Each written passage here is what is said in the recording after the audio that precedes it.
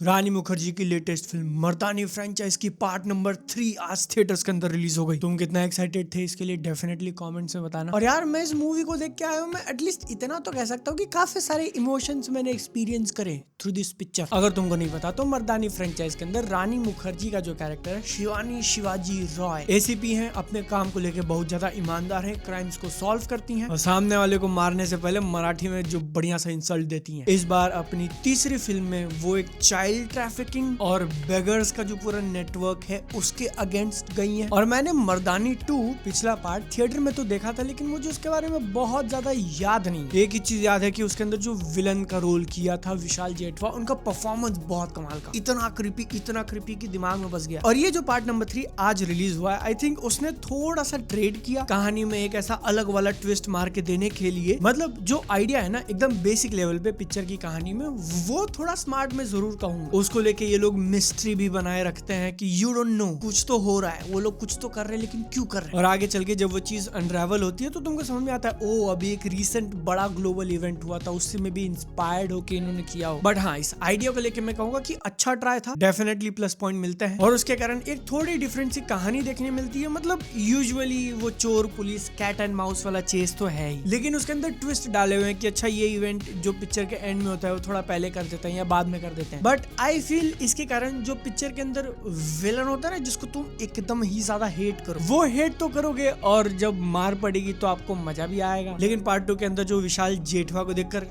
ऐसा खुन्नस आई थी ना, वो पार्ट 3 की विलन नहीं अचीव कर पाती। अगर तुमने ट्रेलर वगैरह देखा होगा तो इस बार एक महिला है और उनको भी बहुत ज्यादा विजुअली क्रीपी बनाने की कोशिश करी है। आंखें थी पिक्चर के अंदर, जब भी वो ऐसे आंखें करके देखती है ना तो तुमको लगता है कि नहीं, इससे पंगा नहीं लेना, इसके हाथ नहीं लगना है। लेकिन उस कैरेक्टर के एक्शंस उस लेवल पे नहीं थे। एंड आई थिंक पहले हाफ में पिक्चर काफी अच्छी चल रही थी। इंटरवल के पहले भी एक बढ़िया मोमेंट उन्होंने बनाया था स्टोरी वाइज। सेकंड हाफ भी जब चालू होता है तो एक अच्छा क्वेश्चन वो लोग अपने सामने रखते हैं, इट्स इंटरेस्टिंग। तुम अगर एक्सपेक्ट करो कि अब यहाँ पे एक बट आएगा तो definitely there is a but. एकदम फिनाले जो है ना पिक्चर का फाइनल एक्ट, उसमें भी लास्ट के तुम 5-10 मिनट छोड़ दो, दैट वाज गुड।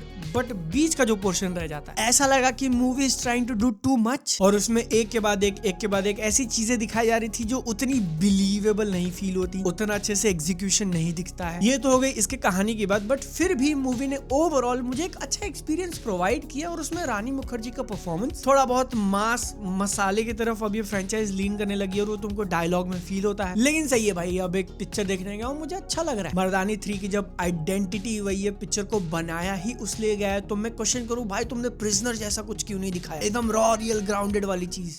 मैं ही गलत हूँ ना? तो रानी मुखर्जी का काम मुझे काफी अच्छा लगा, जिस तरीके से वो डार्लिंग करके एड्रेस कर रही थी। ये बीच में थोड़ा बहुत मराठी बोल देना, एक्शन करना और सीन के अंदर उस इंटेंसिटी को लाना, इट वाज गुड। विलन की बात मैंने तुमको ऑलरेडी बता दी, दिखने में मेनिसिंग है but as character wise story के अंदर बहुत ज्यादा नहीं था। आई वुड से जान की बॉडी वाला को इस पार्ट नंबर 3 के अंदर लिया है। अगर तुमको नहीं पता वो कौन है, तुमने वश में देखा होगा या फिर शैतान के अंदर। लेकिन अगर इन मूवीज के नाम सुनने के बाद तुम वो वाले एक्सपेक्टेशन लगा के जा रहे हो तो मे भी डिसअपॉइंटमेंट हो सकता है, क्योंकि अगेन मूवी की मेन लीड रानी मुखर्जी है, वो एक सपोर्टिंग कैरेक्टर। थोड़े बहुत सीन्स यहाँ वहाँ मिल जाते हैं कुछ करने के लिए, बट कुछ बहुत ही ज्यादा इंप्रेसिव वगैरह ऐसा देखने नहीं मिलेगा। एक और अच्छी बात है, जो फ्रेंचाइज ने अपनी आइडेंटिटी बनाई है उसी को लेके पूरा स्टिक कर जाते हैं वो लोग, फालतू के गाने नहीं डाले। कहानी के अंदर जो एक नई चीज करने की कोशिश करी है उसको लेके एक डिफरेंट इश स्टोरी लाइन तुमको फील हो सकता है। उसके कुछ पोर्शंस में भी बेटर हैंडल किए जा सकते थे। एक्शन वगैरह मैं कहूंगा एक ठीक अच्छे तरीके से एग्जीक्यूट किया है। मेन लीड एक्टर रानी मुखर्जी के मूवमेंट्स कहीं भी रिस्ट्रिक्टिव फील हो रहे हैं या फिर बॉडी लैंग्वेज सही नहीं है, ऐसा नहीं लगता है। So that's good. बाकी अब रह क्या गया, अब मर्दानी जो फ्रेंचाइज है ना, तुमने अगर देख लिया तो तुमको ऑलरेडी पता है कि किस टाइप की मूवीज बनती हैं। जितनी अच्छी मुझे इसकी पार्ट 2 लगी थी, मैं कहूंगा पार्ट नंबर 3